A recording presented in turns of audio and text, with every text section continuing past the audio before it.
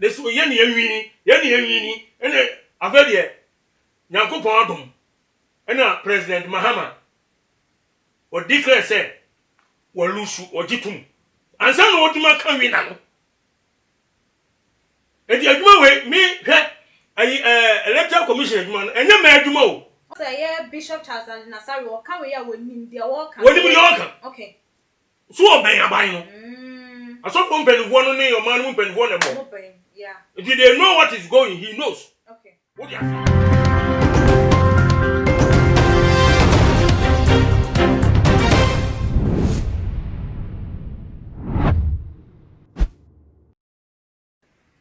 for any adofo mema obibia akwaba ede ebatuma chichin HS so Ghana wahala dwumedie ena ebre asese mu nuaba ekwesi kapa ene so mede ebebesum etiefo ene ahwefo na ene dai de eye ntwaya ye de akwakoma eye EC ye maame eye Madam Jean Mensah eye se won hwe ne hu ye pa se de eye voters register no watimia endo no kama no apa fane validation ne ho nkɔ ne ba ne de won hwe ye na wankwankwa ye bias bia ewom na ankwankwa ye se nipa ne bɛkɔ na ye yi ne dia frim because of say yesusu se wonye Ghana ne no nkoro ne ba no ɛho ebehia na nipa wode eye sa kokoboyi ma ye maame eye founder and leader of Perez Chapel International,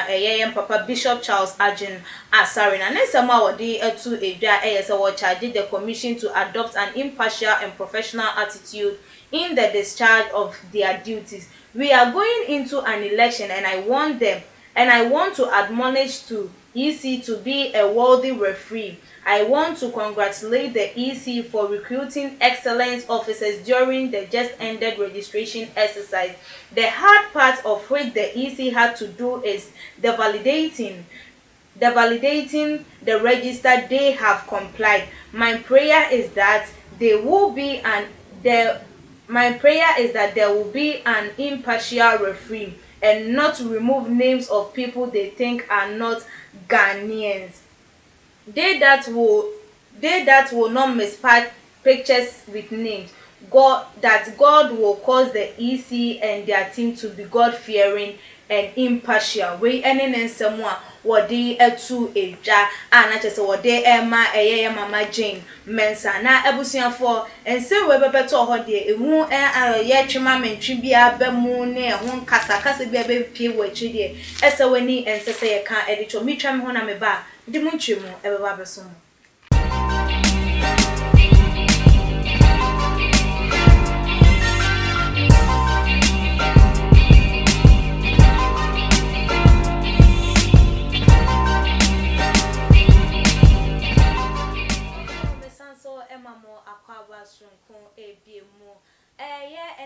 Apostle Ajiman Prempe Adodo Nenim say God's watchman. Na asafo wada no the Bible Church of God serving the word in Kankaso Tuba Junction ene day mene no between common answer ne because nyuma kwa so ya saying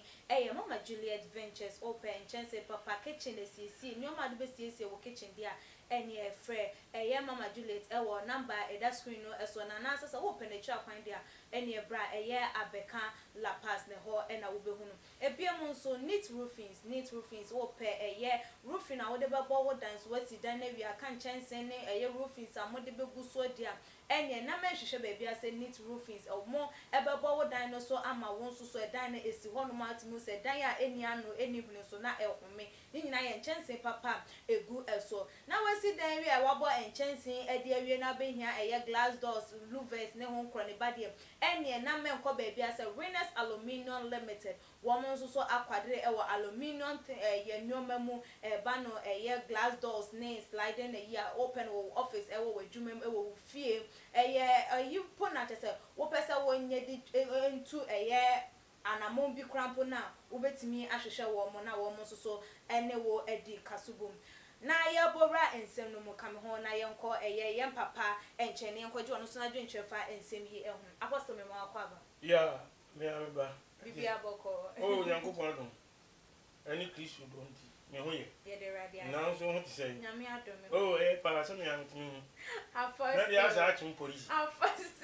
When marching police. Our first debut. You and maybe we will. The whole for papa. Sir. And you have an action. And the Medina. Our first. Yeah, Paris Chapel International Bishop Charles Agyin Asare and say to me who say Dane da wo kasa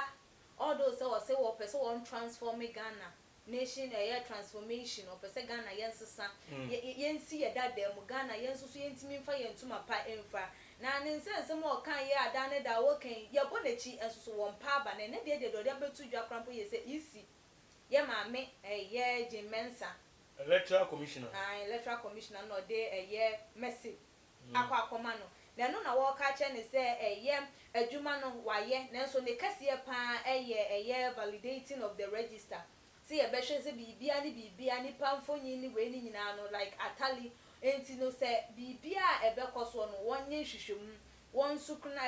like on hwehwem won ma bibia nya okay se de be ya obi nkonkonkodu one enka se wonfonyi ne de wa ha no enye penti wontimi ento aba ne ho nkoneba yam papa say baby a wo divert ne message de ekro no ne kwan so ano de na betimi aka fam yo akuya sikapa de dika no sire nyankopon asomdwie ne danko de mawo ani edwumayfo ni nyina nyanko amen ana nyina yaje ana mompe oh ye pepa apostle ye mpewe ni ye pede ani asomdwie ne wiye na awurade ma so munya kese na ahwefo nso ne etiefo sara awurade mo obia na too much ekidi tambia mo fa ni agorokora e bia kohonko a ko ba bia na me yire ne me ma ne asafo ne nyina so na me mo ho ba nhirawo yo akuya sikapa udi na do nti ese sikapa wakwa amen abeba nso amen o yesu di amen yeah asofo yi oh asofo okay Matthew 26 no verse 1 to 3 o say asofo mpenifo no omanu mpenifo ana omukotu yesu hu agina se hu nam nyansa so bechi no ekono so entitambia no omanu mpenifo ne asofo mpenifo no na ebo okay oh say sa ayi Bishop Agyin Asare on so kan asofo mpenifo no okay ana meboa okay ana what the message akwa koma no say chese abato no won hwema bibia nko yi pepe partiality bias justice anya djuma onye free referee anaso onye na on say asofo den ke djuma no say tambia yi gina mfimfin okay party A party B party C party D no ne ade nyina no asofo de yi gina mfimfin enti akwense yebobo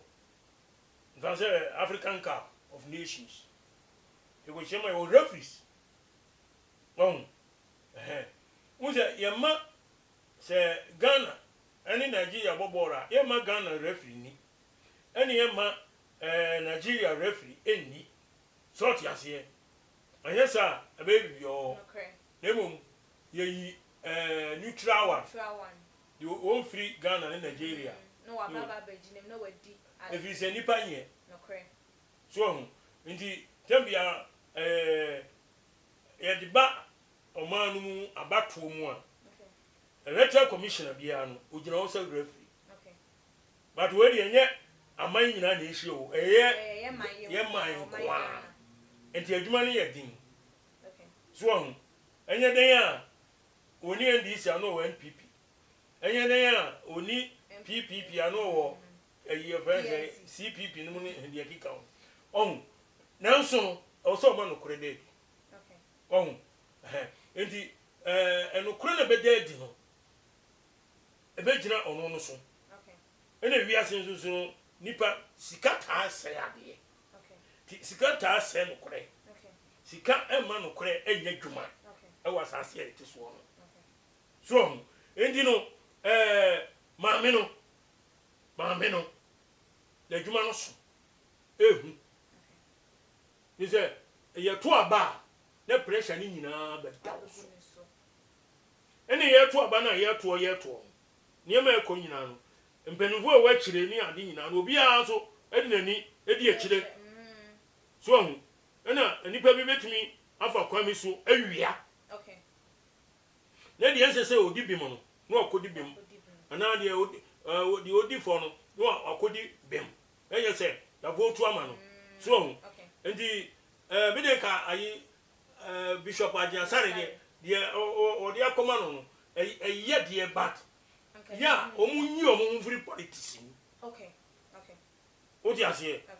ɛno yɛfrɛ no politics ɛna wo nso woyɛ dɛn woyɛ ɔsɔfo Nyankopɔn Israel mu no tetemire mu no up to date woyi ɔhene wɔ kuro mu anaasɛ ɔman no mu woyi ɔhene wɔ ɔman no mu a osan yi odiifoɔ anaasɛ ɔsɔfo a ukuta Nyankopɔn asɛm a wode bɛtenetene ayi ɔhene na odi akonnwa no ɛwɔ nyansam ne nimidie na mo odiifoɔ no ɛmfa no ho nhyɛ amayɔsɛm mu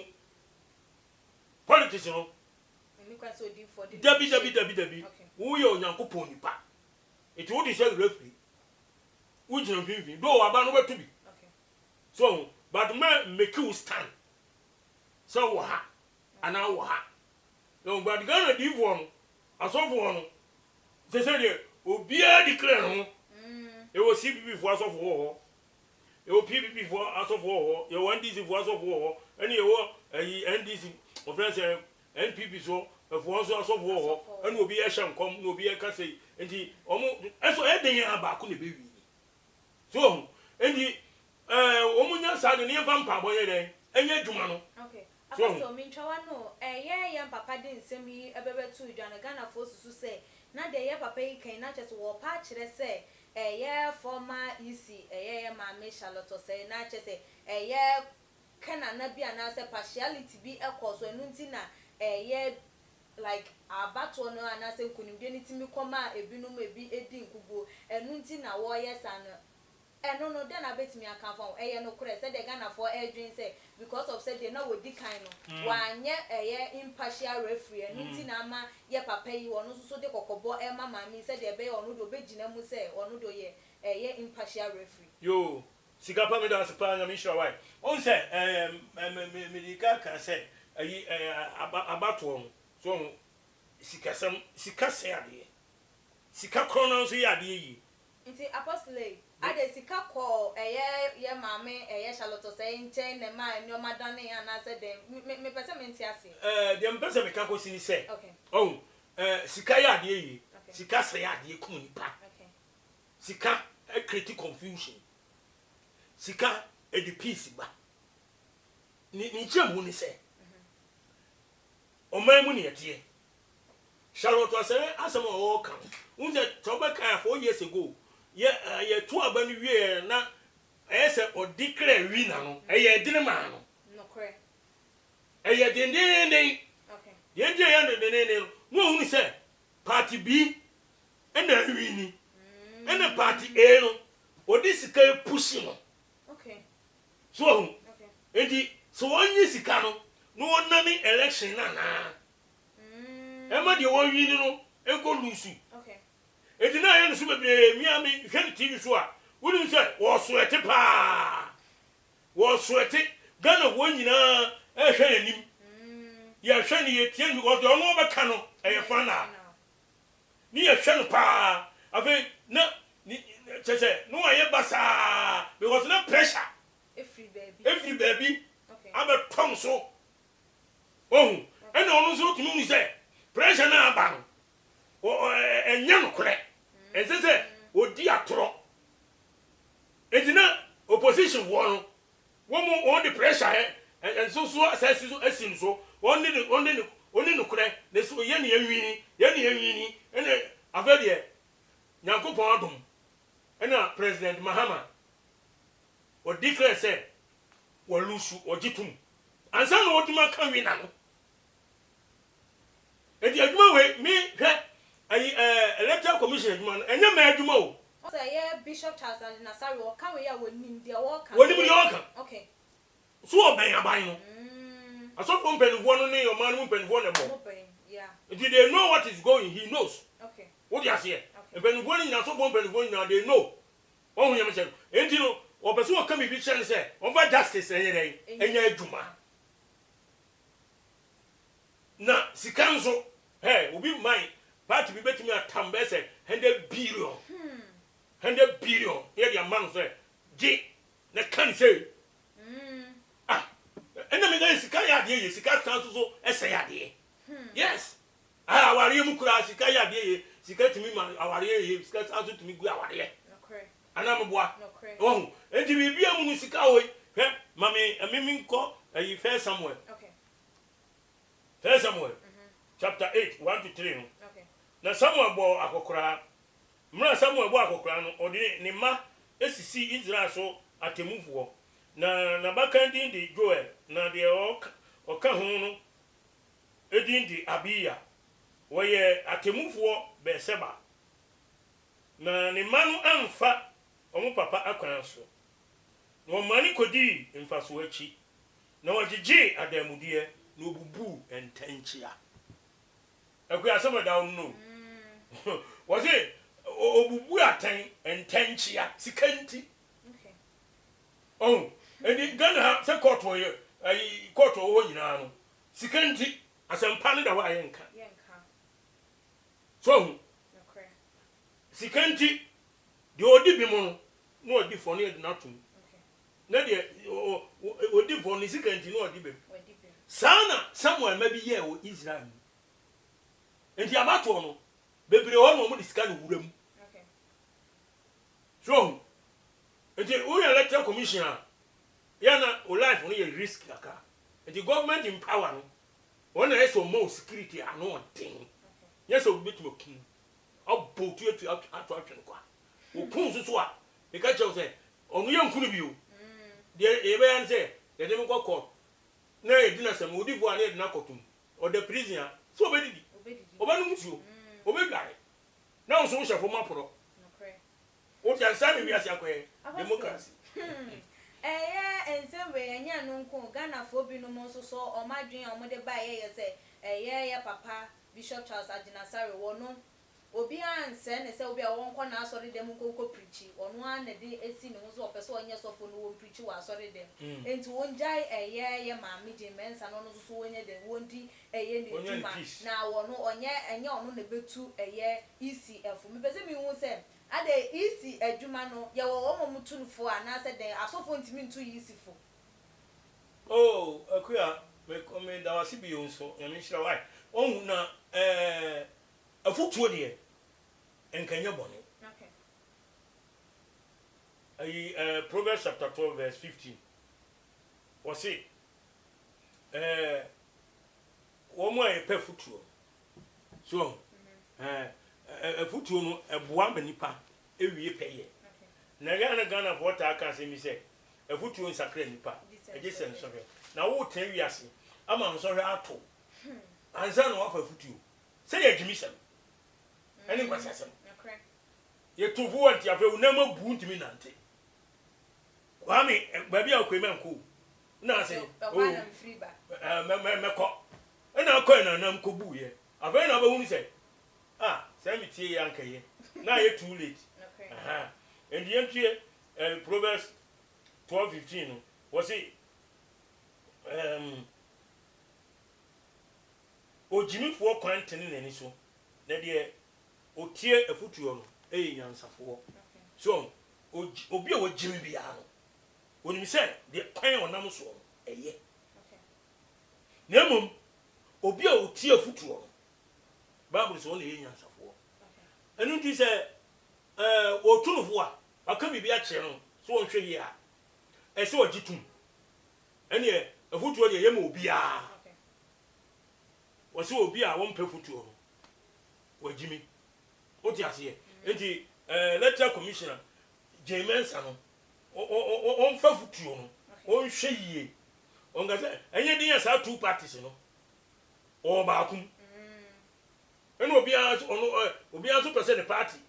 ene win election ana me boa no cre ebi nso na wo party nkofo anto ama emu anya majority of the vote na wo party ni na wo na wo ye ayi referee wo gina finfin no ntino na wo person party ni den emra ene ya no ko fan sense bebre ba so and you need already because election here it had the civil war about man civil war so sisi ayi Africa nyina ejina elections so dia je bebre bi esi Cote d'Ivoire Togo South Africa bebre so it need you okay nti me ka say sa position no post no kan nya oba na wasi na apostle nya oba be ma mum ne emfa ma no say emema ne akokoduro hwe woni akokoduro wutimi nya dwuma wo yi nti apostle me pese mi hunu say mema de yentimi mfasika na because say the whole can dey akwa yes say because so wo yo ba woni akokoduro nya di sika hye ne nsa ne nusu bebri ne mema de mfasika na da wo ye de sika da ma I'm talking about boldness okay okay hwe sa wo akokoduro a bi a party bi be kuku sika kese de abrew but onye wo hunya me che no na wo di akokoduro agina ho ebi a make say wo sikapa na wo ye electoral commissioner so ene ye to aba ena wo party no wutumu se wo party no ankoyi ena wo party no ebuku sika brew ebuku sika na brew se je na kamaye sika zuzu de edane ni ba dwen o eni se woni akokoduro na one share because the party na wo mu no enu na mu oduane die ena wo mu so na wo hwa wo ma lunsu na ba ko no ba eti okukunya dura wo se pressure fi ha if ya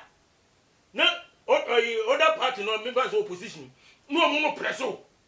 na wo krofo so a wo di sika ma so presso bo se oto wa ti se wunya bold a mutumi fa no kore no to Oje obi odi ni kure bia no akokoduro woni akokoduro a eni gidi a wutumi kan kore okay edi so betumi akan kore a gese ni bu odu nti wo hwa di bo no eni apostles no bible no eni ni ade na wo mo etumi kan kore ni na akokoduro ni gidie ye ti nko Yesu Kristo ba ta si so ni kura no kan akokoduro ni gidie eni na odi kasa okay wo so asema wo kan na mu oduma Israel for Pharisee wo no omu ya se be che no ya mu mi enko che no mu mi yen se na me bre ya nso enti o mantuma enti eno kro bi a obi an odi akokoduro kasai okay ema owie peye enti asatu we so no gidie ni akokoduro ne tu an mombo enti nya che se isi adwuma se ehu be hia se ye de be ma eye mmema mo ma ye ne eja ye ma na si nchen a o me mo mu die nka me peni se enka ye ma mmema die ntia me kasa an se emma enhye de ni akokoduro ene ma no omo oye oba tan so enti oba so ensam me no a no hu de wonye no ho na no yira oh na be ma de o de be ma okay unse ai former electoral commissioner ai friend saying Charlotte say there be be ma bi afarijan efiri 92 ban pressure ne si no so papa no wakokoduro pa okay enti otumi ye adwuma no ko si so ko pension okay so ti ase oba ye bia enya boni o menga so ene oba akro no ye ho ti se ya asantoa okay o ye se ya asantoa de bi dia ebe ye yo abose yo abose ye de ensem no AC afuto ben na de be ma eye munua no masofo yi a chese wo mo because me ye sure say wanya de say wa sorry dem preach about politics and I will can amanyosem e wo ho enti wo mo ma take wo mo platform mo so edidi yes eduma no efuto ben na de be mo yo akua bio won say amanyosem ye preach say ye kan omanu mu nsem bet ye kenya mesem efa ni penyina ho oh ye kan politics I'm not a politician. So, I'm a preacher of righteousness. Okay. The training person here, we have a training abrabo. And you know parliament, ministers, abamu nipa, opposition for, and him for Ghana any nipa e wo man mu nyina no obi ahia dwen sakra and it's all balance me preaching me bo mpanimfo bi din a no nteze me preach politics. I want them to repent. Okay. Say almost sakra o madwene. So but me nya politician. Me mfa me hu nwura amano semu. What you say? Enye sa na wura de we. Ye na mo ye de ne say ye preach me nipa nyina say tatra na wo bom mpae. Wo bom mpae abo mpae ma hemfo no mpanimfo mu di o man so. Say the Bible ache o 1 Timothy chapter 2 verse 1 to 4. See a mom mpae be nipa nyina na ye bom mpae ma wo. So na se wiase na ye tie no eni brie ahoya ni pese mi nkunya e na ahye o man mu mantia enima entimi nkoyie so ama obatie ne ye to aba ye ko tworo din kura na ye de ye twetuo ni ade ni ye kontokwa e din keke no akuya ana wanti mete ya apostle e din keke o kwaku menu ni kodwo apia ama se wa ne abena kunadu e ko tworo ye din avere aye tokwa na obi atutuo pay said the mammy took you ye bezen ashishin crofo motorbikes ni keka ho edinu mponi o na abato edi mame no ohia pabo okay empabo de ohia bi papa okay na Ghana fo no nyame ahu ambo no bo aye nyesa Ghana se bibisi asisia ye kwai French focus ye nti ye no mu nyina so na bosie ana no correct apostle now what the top and the amaya edi Ghana nyame boaye ni a yebedi nkunim oti ase Ghana is a Christian nation. Ghana is a Christian ye can here but ye nyuma no enche say Ghana is a Christian nation so in Ghana there ye o man bia ye kwa asori de papa okay e odi fo obi aso edi fo obi a shankom no ni ade ni nyina wo za bato nyina wo shanko okay say we be wini they say NPP nkomsheni wa shankom so we wini NDC nkomsheni ono so wa shankom say wo muso be wini na nkobo mi enu ba ko no be wini na je se ba ko no de no ono wini pe na fa so ya de ono shankom e ba ko no so lose oh ade so ba ko no be wini enti mpa ye ono edi bo no mo shankom no ene o nko shankom ma ayi friends Electoral Commission je Mensah on ne nko kasa on na ye referee unse ball on bonu wiase referees no se ball no be koyie obi be din kunum ni ade a ejina wo so se referee so be die tie wa you have no right to win odi wani ana odi kasa o so be me a show e be show come be aso on sir you red card the crampa no odi ma wo you free mu so a eno ano what to sini tu be lose oh sana we mu ayi abato no so tie and the Mensah de say the make no ohia empire bo mu odin so no afi so fotu a asofo bi di man ene impanfo bi di be man no onfa o man no kre ene justice ene enya adwuma ene ne yehwe pepepe yo ene no kuridi so nti my Ghana me damase me manu be sia na ye di akira e be kasa ma di achi abaso number fatini amaye nti enkomotwetwe bi wo ho a Apostle Agyin prempe me number ni 0544 262614 0544 262614 and 0207020011 0207020011 Ghana man oman ni share edamu nyina se Onyankopon ma oman asomdwie eni nhira emra yeso firi na edikosi sikristo beba. Amen. Amen. Apostle Nyami insha ebesia for aha ena yedi edwumedie no esie enkomotwetwe course we nso wadwe ntwefa ho eyesen fabra e wotumagin eche comment section e bi mo like your videos na share subscribe say channel no so wonye ya mia adoma no so se de nya upload video bia won so etimi enya notification na won so we de wadwe ntwe no so etimi atu edwa betimi so follow yen wo ye IG page @tumagin_age_ na me de dwumedie ho chia me midin ene ekua Sikapa Apostle Agyin Prempa Oda Asafani din ede the Bible Church of God 7 they were in Exp0ses Junction enene meneno etwetwe enkomodasane yebesane hia makram chacha on se me catch o say bomoden na hwe too much GH on se me kan ye nye ne bɔne paa ne kɛse yɛ pe wo wiase yɛ asoɔden asoɔden ti na Adam wɔn hu nyame yɛ no nyam no wɔn hu nneɛma bi a wɔhwehwɛ ɛwɔ other place ne adeɛ kate wɔn na bɔmɔden na bɛhwɛ too much GH bɛhwɛ na subscribe bɔmɔden o bɛhwɛ pɛ na wayɛ subscribe o subscribe subscribe na subscribe na o subscribe a na wo benya nneɛma pɛ a wo pɛ nneɛma papa a wo pɛ ahwɛ nyame hyira wo na wura